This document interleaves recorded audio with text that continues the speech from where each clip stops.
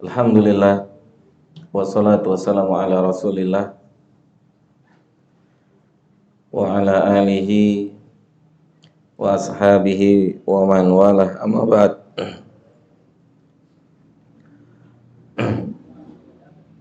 Baik jamaah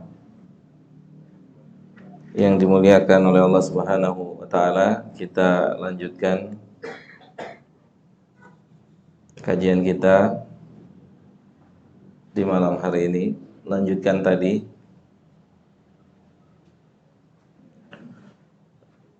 seperti misalnya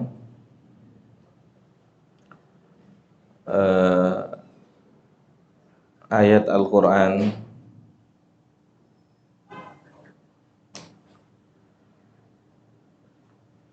yang terdapat dalam surat yang insya Allah kita semua hafal, surat Al-Asr,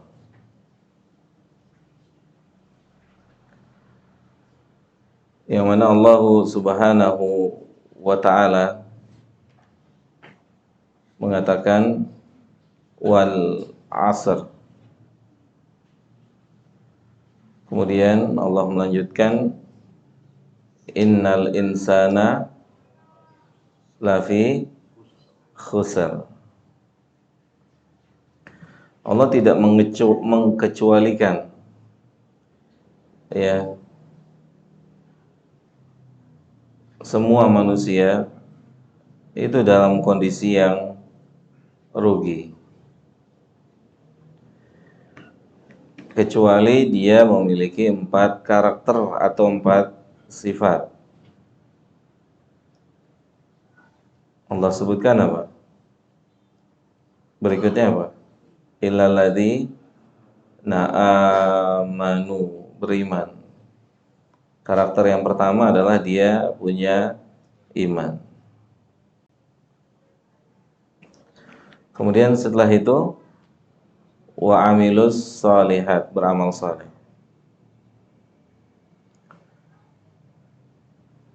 Maka 2 karakter awal ini sudah sangat menyita waktu kita. Sahih enggak?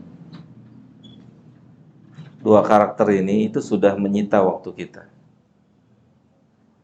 Beriman dan beramal saleh. Itu menyita waktu. Benar Pak Sur? Benar enggak Pak Sur? Menyita waktu.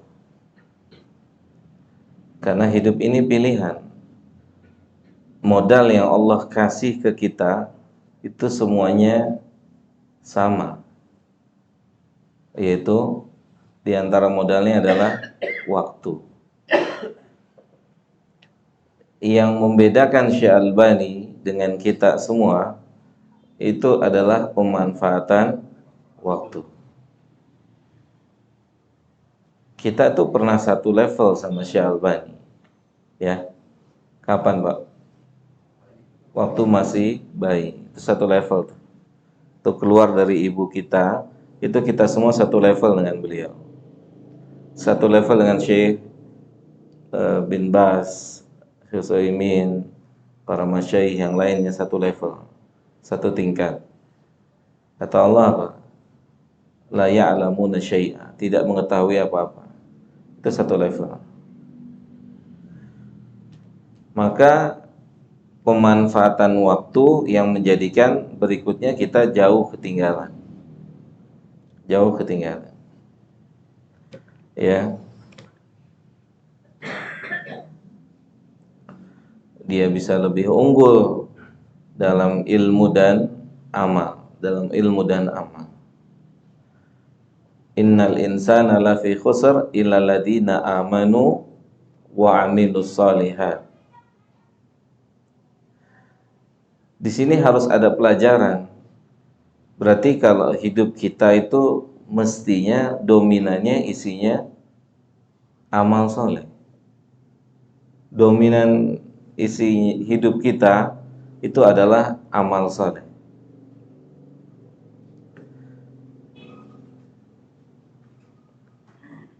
Maka setelah orang belajar ilmu agama, di antara karakter dia yang berubah itu bakhil terhadap waktu. Dia akan bakhil terhadap waktu dia. Waktu dia hanya dia usahakan untuk amal saleh. Kalau itu diantara karakter orang yang sudah belajar agama. Waktu dia itu sangat berharga. Ya, dia akan gunakan semaksimal mungkin waktu itu untuk amal saleh.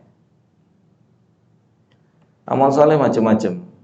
Ada kalanya beramal bersama teman, bersama keluarga, bersama anak, dan seterusnya. Ada hablum minallah, ada hablum minan nas. Jadi semua waktunya diatur bagaimana isi waktunya itu adalah amal saleh. Isi waktunya adalah amal saleh. Amal saleh luas. Bukan berarti berdiam terus di masjid dari pagi sampai malam. Sejadi amal saleh lainnya. Ya, amal saleh misalnya yang biasa Sabtu dan Ahad nggak ngerti mau ngapain gitu ya. Benar nggak? Orang yang kerja libur Sabtu Ahad kadang-kadang dia bingung Sabtu sama Ahad mau ngapain, sehingga habis waktunya tidak beramal saleh. Ya, ini hadis Nabi. Nabi bilang apa? Makbunun fihima, ni'matani makbunun fihima. Ada dua nikmat yang manusia gagal memanfaatkannya. Nikmat yang pertama nikmat sehat. Yang kedua waktu luang. Gitu. Jadi kalau kita sehat itu nikmatnya digunakan untuk apa? Harusnya untuk apa? Beramal. Beramal. Kata Allah dalam Al-Quran apa? Fatazawwadu. Berbekallah. Berbekal. Terus fa inna khairaz zadi at-taqwa. Nah, itu waktu sehat kita digunakan untuk ngumpulin bekal sebelum ketemu Allah. Karena waktu kita cuma sebentar. Sementara sesudah kita meninggalkan dunia ini, waktunya panjang. Itu yang membuat kita harus apa? Bakhil terhadap waktu kita. Terhadap waktu kita. Semua tersusun dengan rapi. Coba lihat surat Al-Insyirah, apa kata Allah? Fa idza faragta fansab. Apa artinya? Siapa yang bisa? Kalau nggak tahu lihat Quran.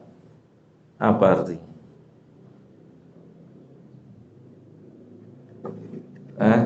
Fa idza faragta fansab. Apa artinya? Siapa yang bisa? Jika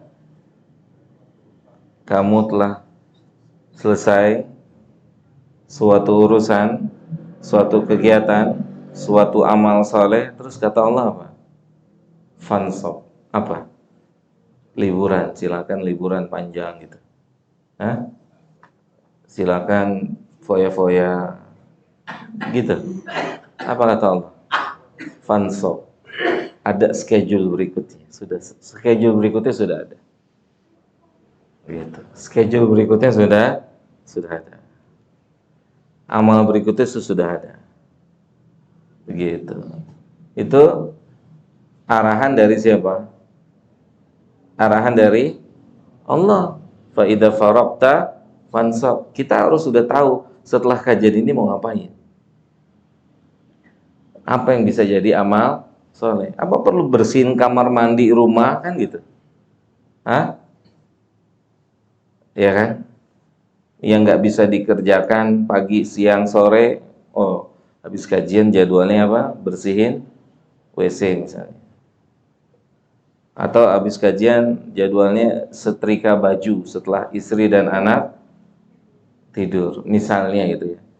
Artinya antum kita diarahin sama Allah itu nggak putus amalnya, karena kalau putus itu lalai, nanti lalai, ketika lalai temennya adalah setan, dia masuk tuh di situ. Tapi kalau antum padet, dia susah masuknya, dia susah masuknya. Coba antum nggak ngerti mau ngapain Sabtu Ahad, udah dia masuk tuh. Siapa yang masuk? Setan masuk, kasih ide, nongkrong aja di pantai katanya. Ya Pak ya, apa namanya, sore-sore di sana di pantai, di laut, banyak pemandangan, dan seterusnya dan seterusnya. Tapi kalau antum sudah punya schedule, ya schedule, pagi, siang, sore, malam, yang hariannya apa, yang mingguannya apa, ya karena dia masuk sepersekian detik dia bisa masuk, sepersekian detik dia masuk. Siapa? Syaitan, dia masuk. Karena dia berjalan dalam tubuh kita sebagaimana jalannya aliran darah kita. Itu. Makanya jangan dihentikan. Makanya istiqomah itu dibilang berat. Karena apa? Gak berhenti. Gak berhenti. Gitu. Berhentinya itu sekedar, sekejap gitu. Berhenti sekejap, sekedar, terus lanjut lagi. Begitu kurang lebih. Ya.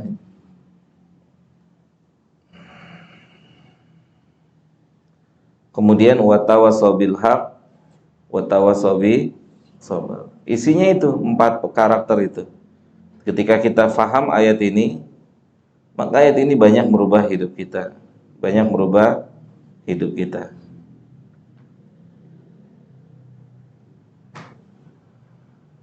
Jelas ya?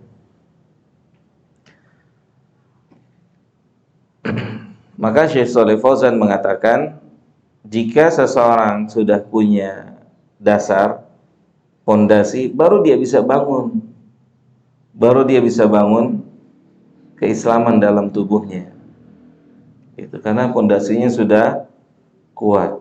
Fondasinya sudah kuat. Tadi kita sepakati. Ya. Atau contoh nih, kita ambil contoh real, contoh real.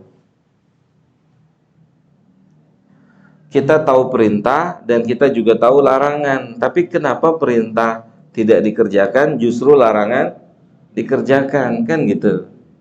Ini kan PR nih buat kita. Kita sudah ngaji, kita sudah belajar. Seharusnya kan kita, perintah kita nih sebagai seorang laki-laki diperintahkan kepada, atau diperintahkan ketika bermuamalah kepada para wanita, istri-istri kita, maka bagaimana perintahnya? Apakah telah kita berikan hak-hak mereka sebagaimana bimbingan syar'i, dan juga sebagai para wanita, para ummahat ketika telah belajar ilmu agama, apakah mereka telah menjalankan kewajiban-kewajiban mereka? Begitu. Ya, begitu. Dan tentunya untuk bisa mengerjakan sesuatu dan meninggalkan sesuatu itu butuh pondasi. Itu kalau nggak ada pondasinya nggak akan bisa. Itu ilmu itu akan hanya jadi teori. Ilmu itu akan jadi teori. Seperti kita bisa baca Quran, ilmu tajwid, tapi nggak pernah baca Quran hari-harinya. Oke? Nyata di sebagian pihak? Nyata nggak? Nyata. Kita ngerti ilmu tajwid, kita ngerti makharijul huruf, kita paham sifat-sifat huruf, kita paham, tapi nggak berinteraksi dengan Al-Quran hari-harinya, tidak baca, tidak mentadaburinya, itu kan sulitnya itu sulit. Makanya ketika kita, kenapa ya, apa yang membuat sulit apa yang membuat sulit sesuatu itu apa? Kita sekarang, kita sedang nanya diri kita sendiri, apa yang membuat sulit sesuatu? Nah, kita kan mau berubah belajar, sahih nggak sih? Tujuan belajar kan cuma dua, mengerjakan amal soleh atau meninggalkan yang buruk. Tujuan belajar kan itu, bukan cuma mau numpukin ayat dan hadis di sini. Hah? Oke? Tujuan belajar tuh itu, dua. Antum jadi beramal atau antum ada yang ditinggalin. Kita tanya diri kita, apa yang menjadikan sulit? Apa? Yang antum rasain apa? Hah? Males ya? Oke. Itu penyakit sama semua kayaknya. Tidak ada khilaf gitu ya. Nggak ada khilaf. Oke. Kan harus ada solusi, saya enggak? Ada solusi nggak? Harus, pasti ada solusi, tidak mungkin tidak. Kenapa? Karena tidak mungkin Allah menetapkan sesuatu syariat yang orang nggak bisa kerjain, kan nggak mungkin. Betul ya? Nggak mungkin. Pasti ditetapkan oleh Allah. Allah tahu mereka bisa. Cuman M itu kan yang jadi masalah diantaranya. Apa tuh M? Malas. Sebenarnya kata para ulama, permasalahannya itu cuma satu. Permasalahannya cuma satu.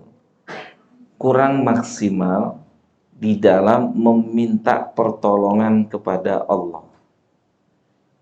Itu masalahnya. Kita tahu ayat hadis tentang qiyamul lail, udah langsung siapin jam. Oke? Beli waker 3 biji gitu kan. Hah? Beli semprotan burung tuh. Jadi kalau antum gak bangun semprotin gitu.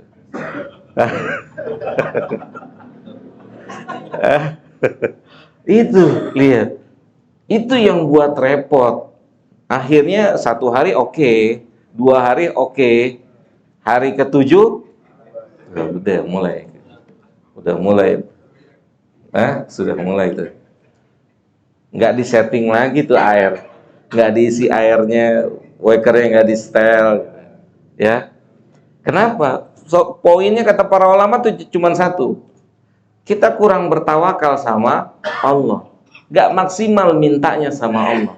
Wallahi nggak bisa, siapapun nggak bisa istiqomah kalau dia nggak minta sama Allah, nggak bisa. Apa yang bisa kita andelin dari kita? Nggak ada. Kalau kita ngandelin diri kita, itu berarti kita nggak paham doa kita yang kita baca setiap hari itu apa? Wala takilni ilan nafsi. Tuh lihat tuh. Kita padahal ngomong begitu kan setiap hari. Iya kan? Apa kita? Ya Allah, janganlah engkau serahkan urusanku kepadaku, walaupun hanya sekejap mata. Buktinya apa? Akhirnya apa? Nggak bisa senyum. Nggak bisa senyum kepada siapa? Kepada pihak-pihak lain. Hanya kepada pihak-pihak tertentu dia bisa senyum. Dia bisa berikan salam. Karena dianggap amal ini apa? Dianggap senyum ini amal apa? Hal yang mudah, sepele. Tapi akhirnya bukti nyata sampai detik ini, jenggotnya sudah putih, tetap aja susah. Iya enggak? Gitu. Udah jenggotnya panjang gitu kan. Ya, kayak gini nih saya. Datang ke masjid. Assalamualaikum. Gimana orang nggak takut gitu. Hah? Rambutnya panjang lagi kayak gitu. Masuk masjid, Assalamualaikum. Iya, orang deg-degan. Ya, siapa ini? Siapa ini? Gitu. Ya begitu deh. Makanya Nabi bilangnya apa? La tahkirana, jangan diremehkan perbuatan baik sekecil apapun, jangan diremehkan. Gitu.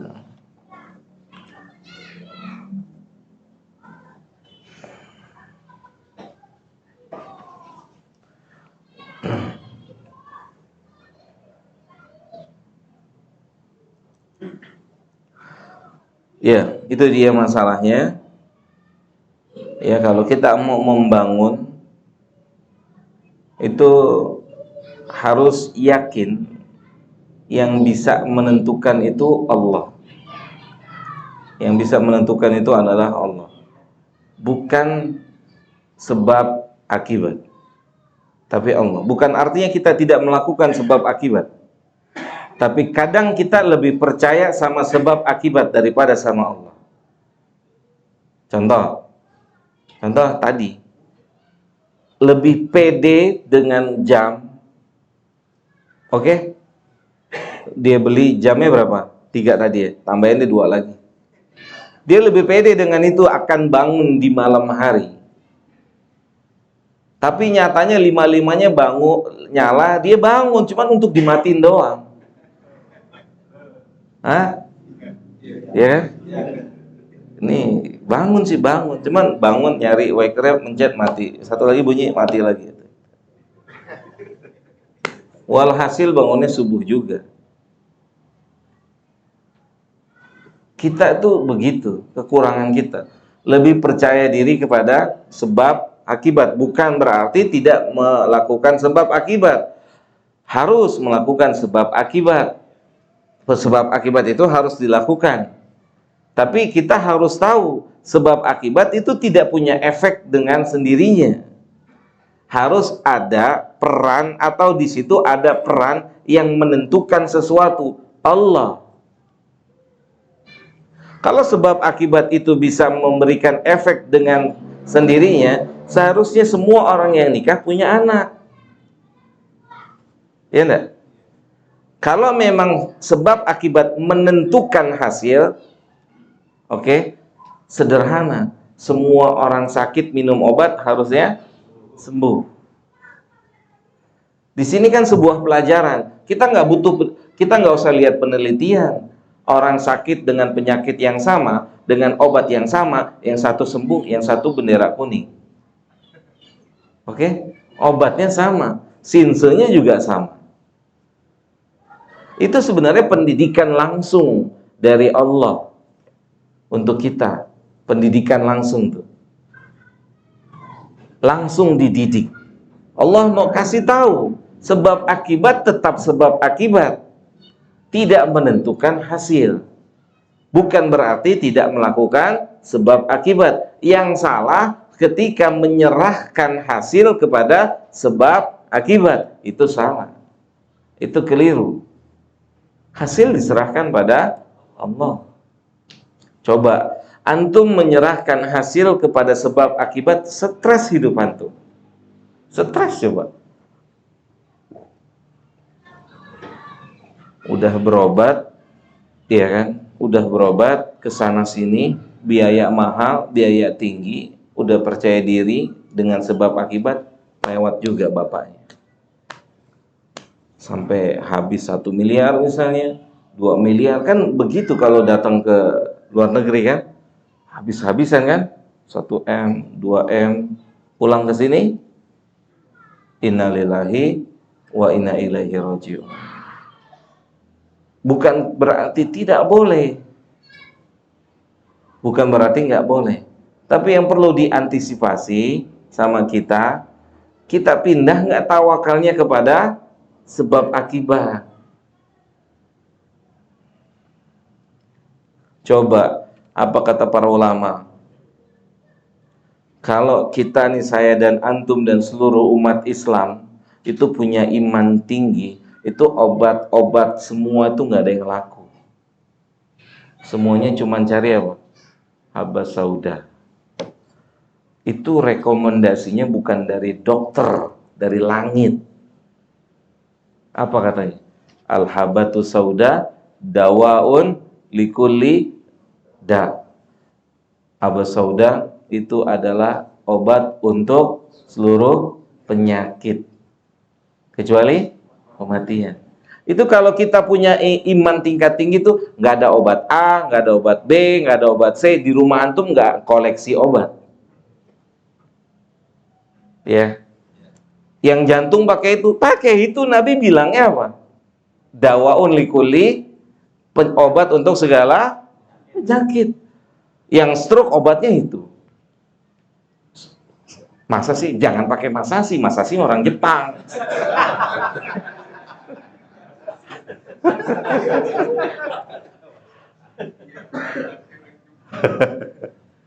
Jangan pakai masa sih. Itu iman kita, ketahuan iman kita di situ. Seperti kemarin diobok-obok iman kita semuanya, ketahuan iman kita saat COVID. Oke? Saat COVID iman kita berantakan semua. Hah? Ya enggak? Berantakan semua. Semua berusaha keluarin obat.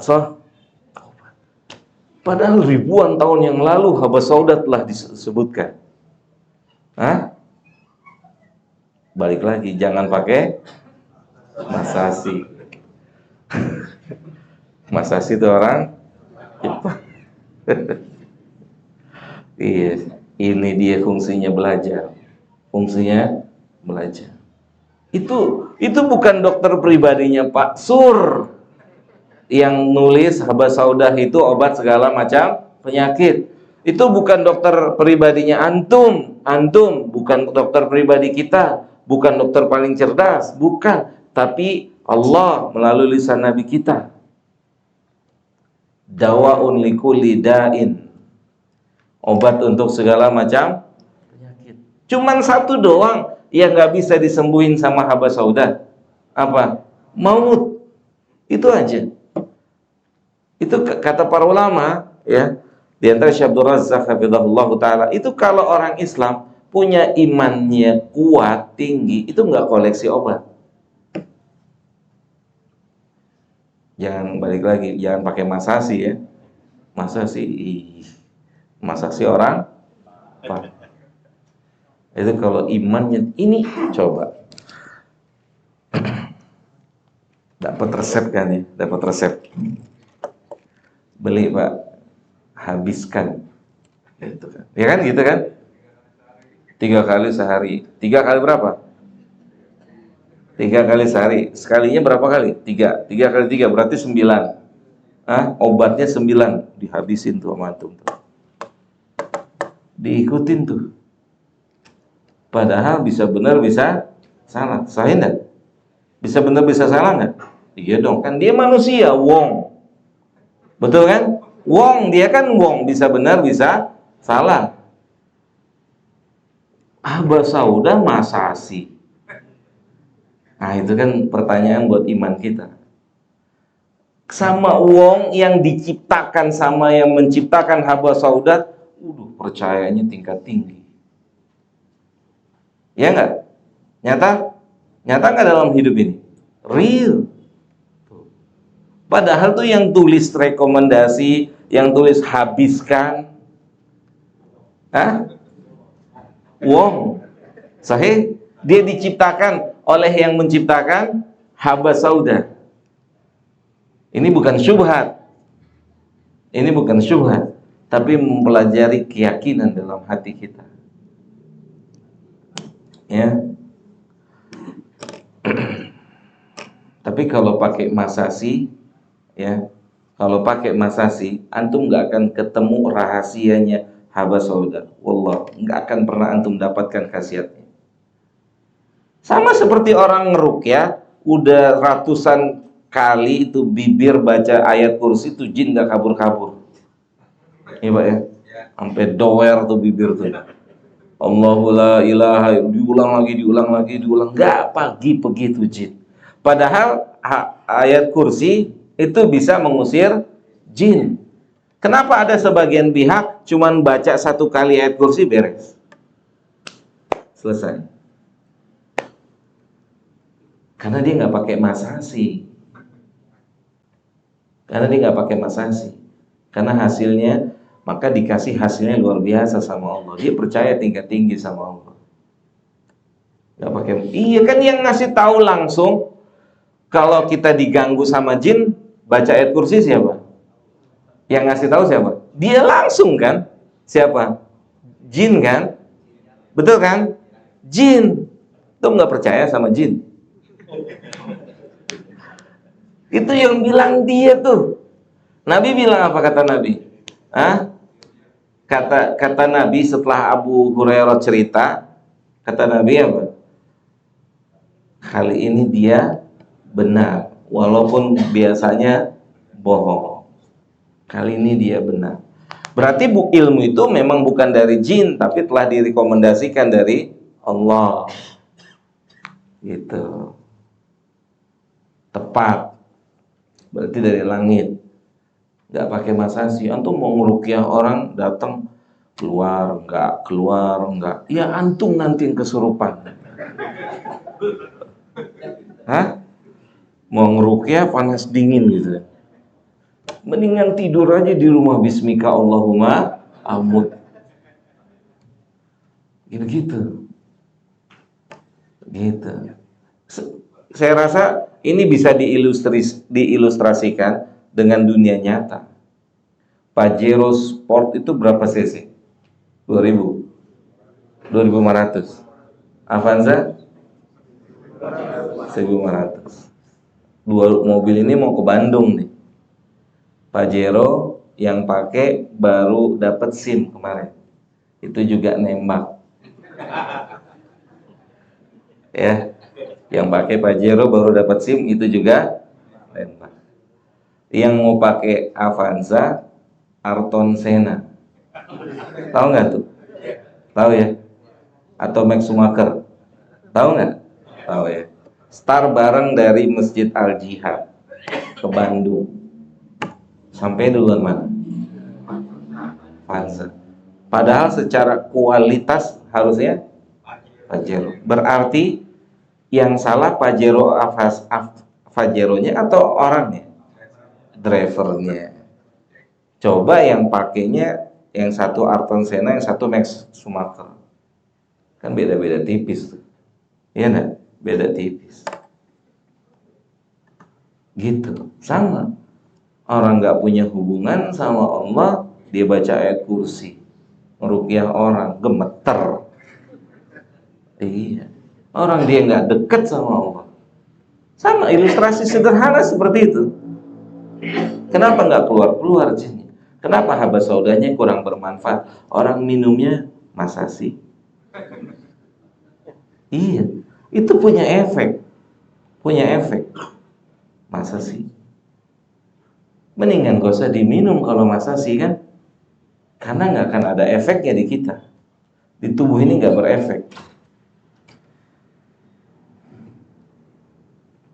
Nah itu dia yang disebut dengan akidah, pondasi. Itu kalau kita punya akidah, kalau kita punya pondasi, itu kita bisa mengerjakan apa aja.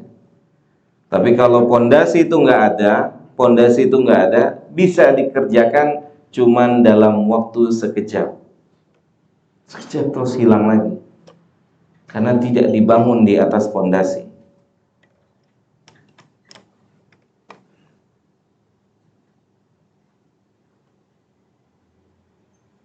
Seperti orang yang ikut-ikutan. Orang ikut-ikutan bisa bertahan lama? Enggak. Ikut-ikutan main bola misalnya, ya nggak pernah main bola, ikutan main bola 2 kali 45 menit, baru 5 menit nanya masih lama nggak? Ya, pecinta bola 5 menit lagi dia ngomong cepet amat kan gitu, ya kan? Coba yang ikut-ikutan ngaji ke sini tadi, udah pegel nih dari tadi di sini.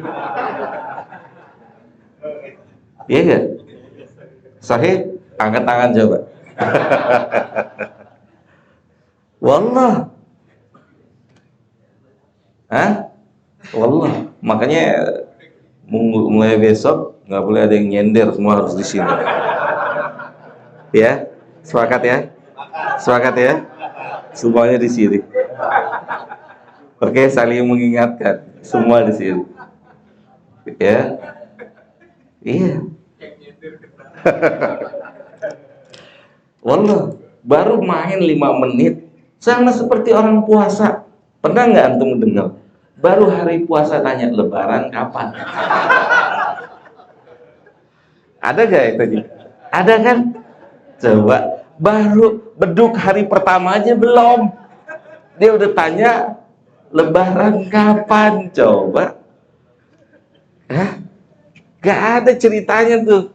Orang ahli puasa nanyain lebaran kapan. Dinikmati tuh detik demi detiknya. Sama seperti pemain bola kan dinikmati tuh. Sama seperti apa aja, antum seneng apa aja dinikmati. Nah, kita harus sampai tahap itu. Tapi tentunya nggak bisa sekejap. Nggak mungkin. Semuanya butuh pondasi. Kan sebelum main lapangan 2 kali 45, mainnya sebentar dulu kan. 2 kali 10 menit dulu. Oke? Dibuat jogging dulu, jogging. Masuk 2 kali 45, iya bisa selesai. Besoknya opname langsung. Orang nggak pernah. Sama seperti antum yang nggak pernah ngaji lama-lama kayak gini, minggu depan gua nggak mau datang lagi.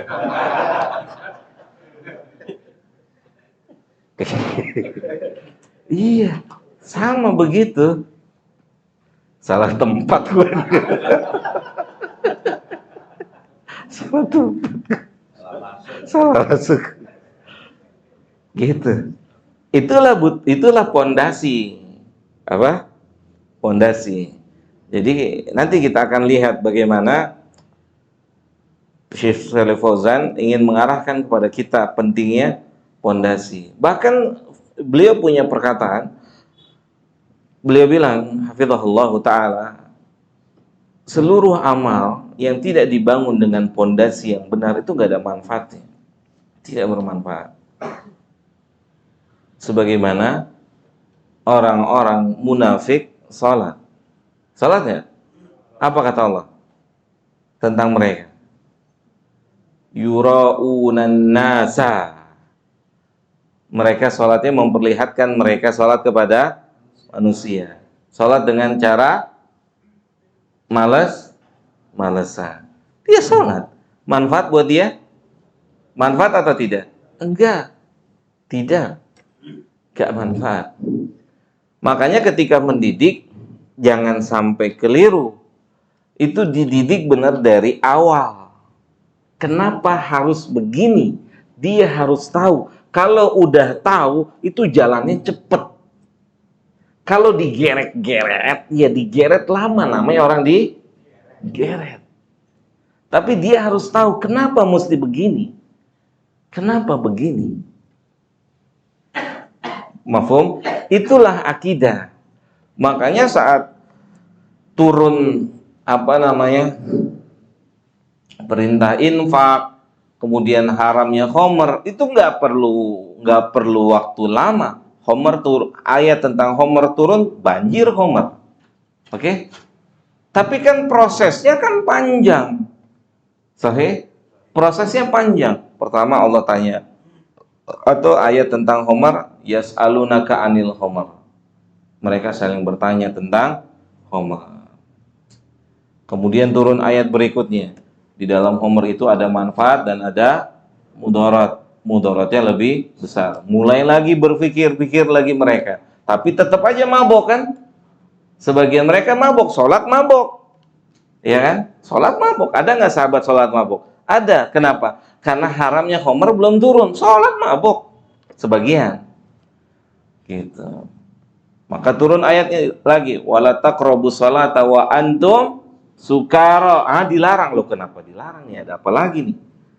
Tadi masih boleh mabok, sholat dalam kondisi mabok. Sekarang Allah jangan dekati sholat ketika antum dalam kondisi mabok. Mulai lagi nih bertanya-tanya para sahabat.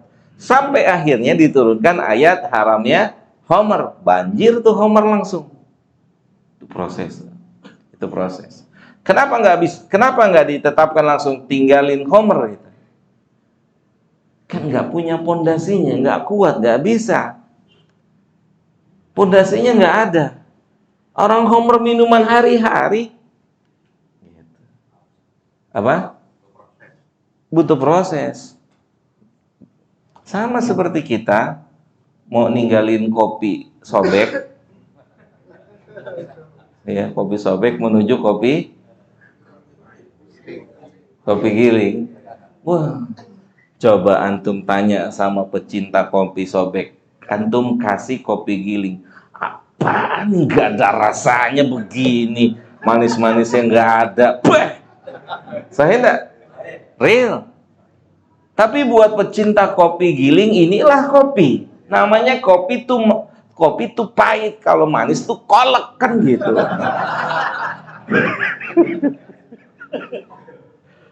Iya, saya real. Untuk pindah dari kopi sobek ke kopi giling itu kan butuh proses. Wah, ini penikmat kopi itu. Cara minum kopinya bukan kayak minum air putih, gelek, gelek, gelek, gelek. Kopinya cuma segini, minum. Oh, taruh lagi. Itu dia sedotannya kan? Ya enggak? Oh. Penikmat. Penikmat. Sama antum lagi belajar. Ya udah jam 10 gitu. Begitu. Bukan jam terus ditengokin dari tadi. Gak pindah tuh jam gitu aja. Begitu. Yang namanya penikmat tuh begitu. Oke? Jadi akidah itulah yang akan membangun agama seseorang. Yang akan membangun agama seseorang. Kita lihat di kehidupan real. Makanya ada sekarang namanya sekolah fitrah. Ya, sekolah fitrah. Coba antum lihat anak TK. Ini perbandingan aja. Anak TK usia berapa? 4 tahun. Kurang lebih 4 tahun. Dikasih buku, dikasih pensil ya, suruh tulis. Jadi apa tulisannya? Oh, nggak tahu tuh, nggak bisa baca tuh. Wah, begitu anjuran, bolong-bolongin sama dia. Sampai rumah diapain sama orang tuanya? Dimarahin. Yang salah siapa? Orang tuanya. Umur 4 tahun lu suruh nulis, kasih robot-robotan, ya kan? Coba lihat, begitu dia 7 tahun suruh nulis, cepet tuh. Fitrahnya di situ ternyata. Fitrahnya di situ. Makanya ada sebagian kawan-kawan sekarang bikin sekolah namanya sekolah fitrah. Jadi sesuai dengan fitrahnya, diajarkan sesuai dengan fitrahnya. 7 tahun, 6 tahun baru belajar nulis. Cepet, nggak pegel tuh. 6 tahun suruh diem begini, yang puluhan tahun aja nggak bisa, ya kan? 6 tahun, 4 tahun anak-anak diem semua di tempat, kan nggak bisa begini, Pak. Jangan-jangan anak ini kemasukan. Loh, namanya anak-anak lompat-lompatan. Saya enggak. Kalau anak-anak diem kan antum harus ke psikiater kan gitu kan. Anak antum 4 tahun tuh diem aja begini. Masuk kelas diem. Gimana Pak Pasur? Anak 4 tahun masuk kelas ketemu temennya. Senengnya luar biasa kan. Lompat, main, berisik. Salah nggak dia? Emang begitu fitrahnya dia. Yang salah antum, nggak sabar ngajar mereka. Kalau antum pengajarnya, ya kan? Yang salah antum, digaplok, dikepret. Nah, antum mestinya guru STM gitu kan, biar dibacok sama dia gitu kan. Hah? Iya, namanya anak TK, Pak. Nabi SAW itu kalau lagi sholat, ada anak bayi atau anak nangis, gimana reaksinya? Baca aja dicepetin, sholatnya dipercepat. Karena memang fitrahnya. Gitu. Ya tentu pembicaraannya panjang ya. Itu dia. Jadi segala sesuatu dibangun dengan akidah ya, akidah pondasinya. Jadi salah kalau ada istilah kerjain aja dulu, ilmu belakangan, itu salah. Salah. Jadi berilmu dulu baru dikerjakan. Coba antum nyuruh orang sholat, udah yang penting lu sholat deh gitu. Sholat. Kan ada ayat fawailul lil musallin. Ya kan? Nanti dia masuk ke ayat ini gimana? Fawailul lil musallin alladzina hum an salatihim sahun. Kan orang yang beruntung sholat yang disebutin di surat yang lain. Qad aflahal mu'minun alladzina hum fi salatihim khashi'un. Enggak semua orang yang beribadah itu beruntung. Gitu. Jadi bukan bahasanya gas aja dulu curhat belakangan. Salah. Imam Bukhari punya prinsip apa? Berilmu dulu. Sahih. Itu melihat Sahih Bukhari itu apa kata Imam Bukhari? Al ilmu qabla qaulin wa amal. Berilmu dulu baru beramal. Itu lihat surat Al-Isra ayat 36 apa kata Allah? Wala takfu. Jangan antum melakukan ma laisa laka bihi ilmun, yang antum enggak punya ilmu. Allah larang tuh. Allah larang. Wala taqfu ma laisa laka bihi ilmun innas sam'a wal basara wal fuad. Sungguhnya pendengaran kita, penglihatan kita dan hati kita semuanya dimintakan pertanggungjawaban.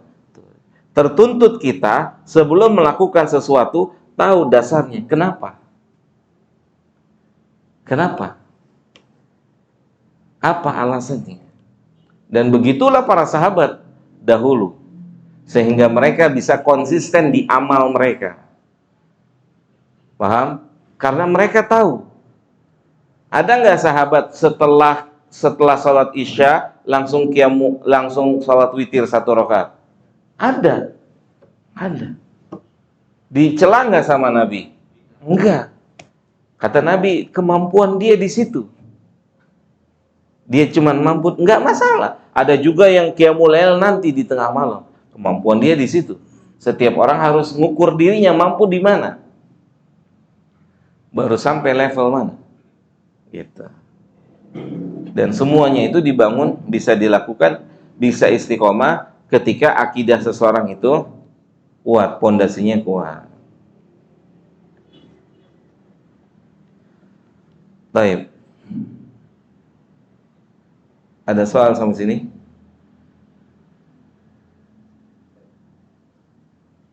Silakan.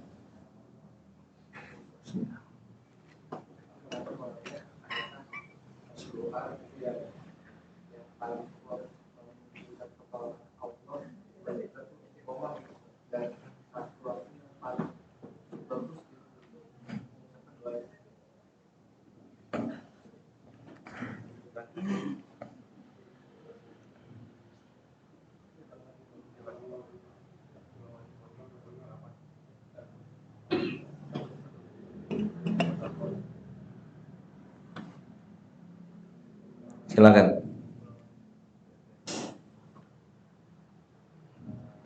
Ya, assalamualaikum warahmatullahi wabarakatuh. Waalaikumsalam warahmatullahi wabarakatuh. Pak Ustaz, izin bertanya mengenai adakah satu doa yang paling kuat supaya memunculkan pertolongan Allah supaya kita istiqomah, dan satu waktu yang paling baik untuk mengucapkan doa tersebut. Iya.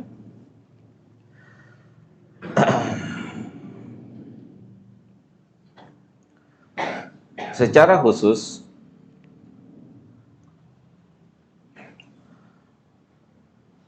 itu poinnya, secara khusus poinnya itu sejauh mana keyakinan kita. Antum berdoa di waktu ijabah, kayak mulai misalnya, saat sujud misalnya, tapi antum nggak yakin. Paham nggak? Antum nggak ya, masa sih gitu ya? Ragu-ragu. Saat antum bilang, ya Allah, misalkan antum sampaikan permohonan antum gitu ya. Tapi masa sih gitu kan? Enggak. Mungkin nggak antum berdoa di satu tempat di waktu yang dikabulkan, seperti di tengah malam, ya kan? Itu waktu dikabulkan doa. Karena Allah sedang turun. Zatnya. Terus kita angkat tangan, kita berdoa. Mungkin nggak orang yang angkat tangan itu dalam kondisi tidak yakin? Mungkin? Mungkin. Itu sebabnya. Maka kata para ulama, faktor paling utama, faktor khusus itu hati kita. Hati kita. Kalau hati antum mi'afil mi'ah 100% yakin berdoa dikabul sama Allah, dimanapun antum berdoa dikabulin. Paham tuh? Sama seperti misalnya eh,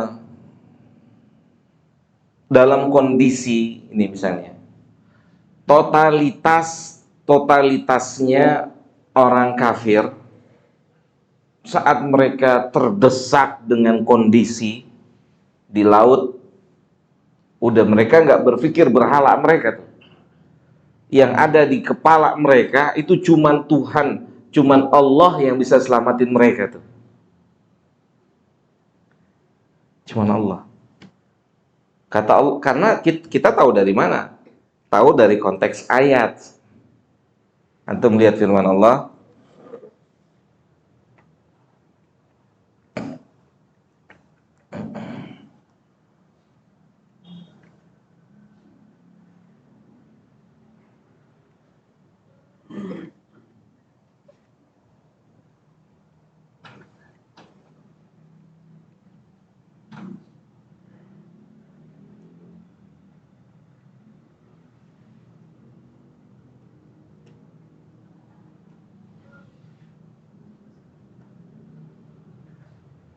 dalam surah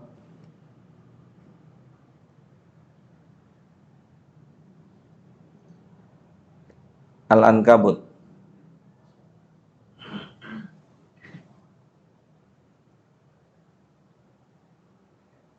ayat 65.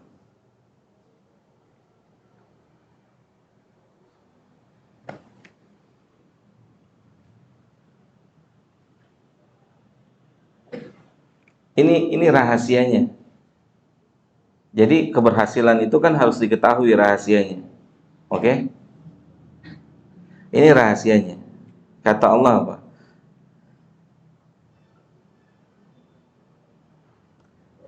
Ah, apa katanya? Ketika mereka naik kapal, ini ayat berbicara tentang orang-orang musyrikin. Kemudian kapal mereka diombang-ambing dengan ombak yang besar. Allah bilang apa? Mereka berdoa. Fa idza rakibu fil fulki, udah goyang-goyang tuh kapal. Da'allaha, mereka berdoa. Bukan cuma berdoa, tapi Allah kasih tambahan tuh. Mukhlisina lahuddin. Ya, mukhlisin kata Allah Subhanahu wa taala. Hatinya benar-benar yakin yang bisa tolong mereka cuma Allah. Tuh. Maka Allah tolong dia. Mafhum? Itu kafir loh. Kafir ditolong sama Allah. Maka hati yang harus kita miliki, hati yang nggak punya keraguan saat bilang minta sesuatu pada Allah Subhanahu wa ta'ala. Tidak ada masasi. Iya, tidak ada masasi.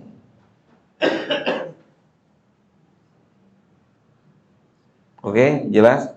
Jadi kita misalnya bisa jadi bertepatan misalnya dengan waktu dikabulkannya doa, terus ditambah tempat dikabulkannya doa, waktunya bertepatan, tempatnya juga bertepatan, hatinya ragu-ragu, hatinya nggak yakin, hatinya masa sih, gak bisa, nggak akan pernah. Antum lihat aja hadis Nabi, kata kalau kita mau dikabulkan doanya apa kata Nabi? Wa antum mukinuna bil ijabah. Antum harus yakin kalau Allah bisa mengijabahkan doa antum. Bahkan Nabi bilang apa? Innallaha la yaqbalu du'a min qalbin lahinin ghafilin. Allah nggak akan kabulkan doa. Itu kata Nabi, nggak akan dikabul. Mau waktu berdoanya tepat, tengah malam misalnya, oke? Kemudian tempatnya tepat, misalnya di waktu atau tempatnya di Masjidil Haram misalnya, di Safa dan Marwah misalnya, tempat diijabahnya doa. Tapi hati antum nggak yakin, paham? Antum hatinya nggak yakin. Muhal. Kita udah tahu jawabannya, Allah nggak akan kasih. Ada nggak orang nggak berdoa, lisannya berdoa, hatinya ngarap sama makhluk? Ada? Oh, kita nggak sedang bicara orang lain, karena kalau bicara orang lain kita nggak tahu. Kita bicara diri kita. Pernah nggak antum minta-minta sama Allah, tapi antum sudah tentukan siapa yang bisa kasih antum manfaat? Ya, mintanya sih emang sama Allah, tapi hati ini sudah menentukan siapa yang akan memberikan manfaat. Ya, cuman minta di lisan. Contoh sederhananya gini, antum berbuat baik sama orang, dan antum ngarepin dia berbuat baik sama antum. Itu kan keliru. Itu kan keliru. Gitu. Jadi sejauh mana tingkat keyakinan kita? Makanya ketika ada orang tanya, apakah mungkin kita itu bisa memiliki kedudukan tinggi di sisi Allah? Imam Bukhari jawab, kata Imam Bukhari disampaikan oleh Syekh Saleh Utsaimin, kata Imam Bukhari, mungkin karena para sahabat tidak semuanya berasal dari orang baik sebelumnya. Ya enggak? Umar kafir dulu. Tapi siapa yang nggak tahu Umar hari ini khalifah? Cuman bedanya, kata Imam Bukhari, perbedaan mereka dengan kita, perbedaan keyakinan. Makanya keyakinan itulah yang bisa menyampaikan kepada sesuatu yang tinggi. Walaupun antum baru Iqra 1 nih, saya pernah bertanya, antum Iqra 1 bisa nggak duduk bareng sama Abu Bakar besok? Oke? Itu kan sebuah pertanyaan. Antum baru hijrah, antum baru masuk Islam, mungkinkah besok di hari kiamat duduk sebelahan sama Utsman bin Affan? Iya kan? Mungkin atau tidak? Mungkin, kalau tahu rahasianya, kalau tahu caranya, kan begitu. Kalau tahu maksud dan tujuannya, bagaimana cara mengerjakannya. Itulah menuntut ilmu. Itulah menuntut ilmu. Allah tidak lihat hasilnya, tapi Allah lihat prosesnya. Jelas sampai sini? Jadi kondisi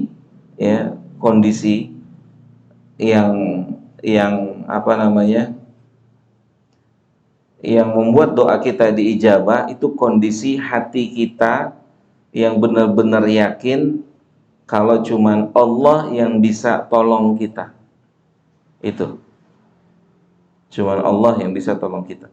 Bahkan kita mau senyum aja nggak berdoa. Coba antum tanya diri antum, pernah bilang sama Allah, ya Allah berilah kemudahan saya untuk bisa senyum kepada sesama manusia. Pernah nggak? Saya rasa enggak. Makanya nggak bisa menjadi orang yang murah senyum. Sahih, tepat apa yang Nabi katakan. Jangan diremehkan kebaikan sekecil apapun. Minta tolong sama Allah.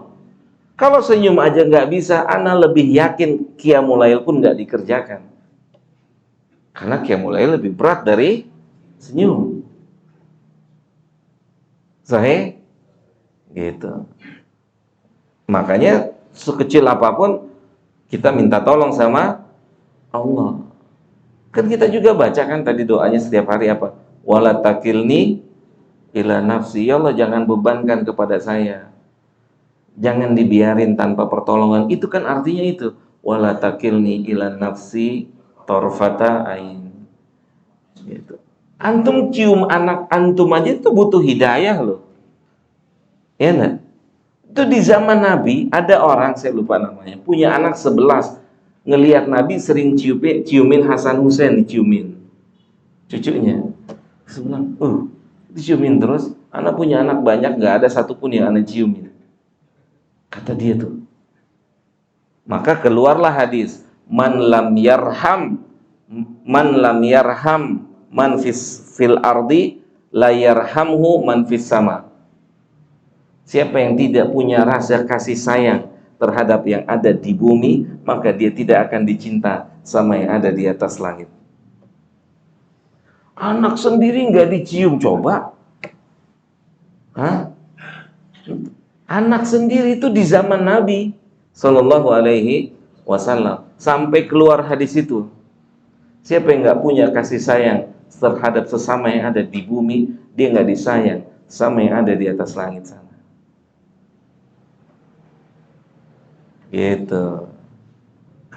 Jadi paham ya, poin utamanya sejauh mana keyakinan kita kalau cuma Allah yang bisa tolong kita. Itu harus dilatih.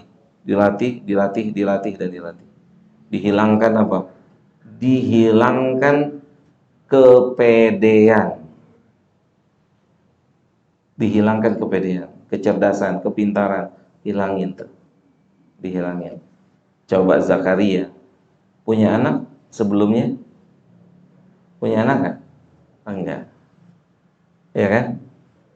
Sudah di Zakaria punya istrinya gimana? Mandul. Sampai akhirnya punya anak nggak? Punya. Berdoa kan?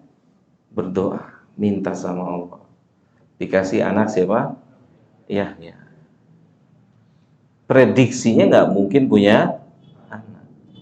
Tapi kan semua di tangan Allah. Antum pernah dengar nggak? Pak, umur Bapak nggak lama lagi, Pak. Setelah divonis kanker stadium 4. 20 tahun sampai 20 tahun masih hidup aja tuh. Ada nggak yang gitu? Ada. Begitu. Bisa jadi dia punya ikhtiar yang kita nggak tahu. Ikhtiar dia bilang sama Allah, minta sama Allah di tengah malam kan begitu. Dia deketin Allah, dia lobby Allah. Beres semuanya.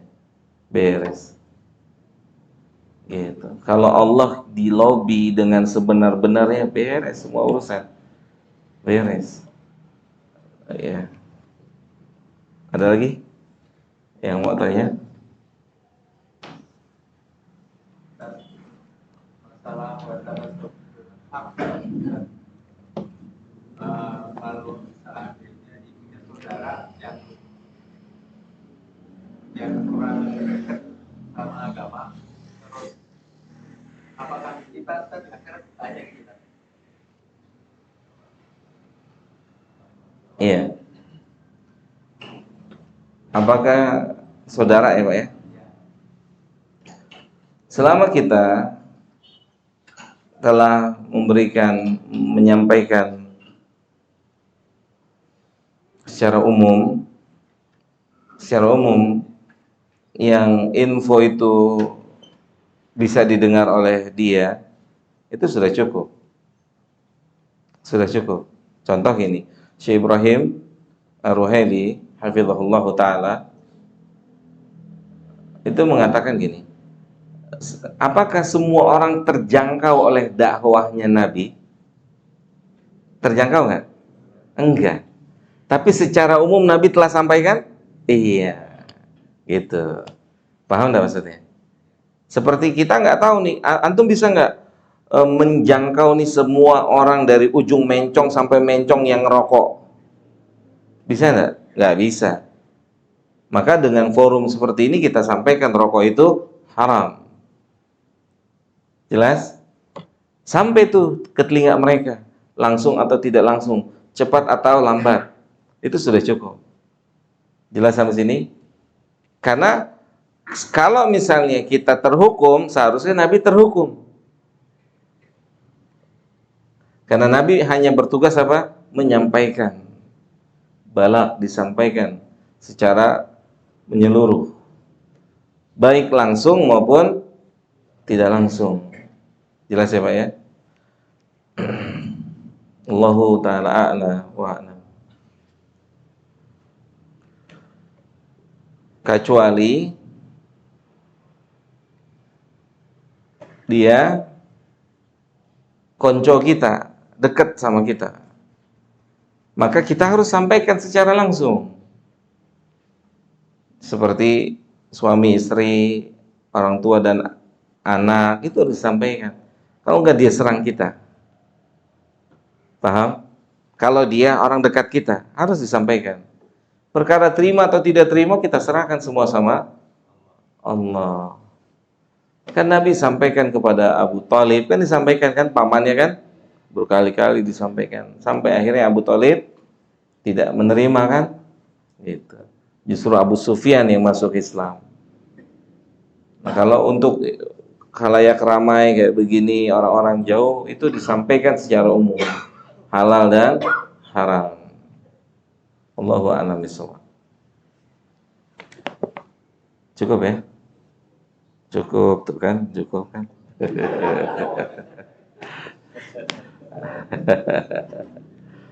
Mudah-mudahan antum nggak nyesel datangnya.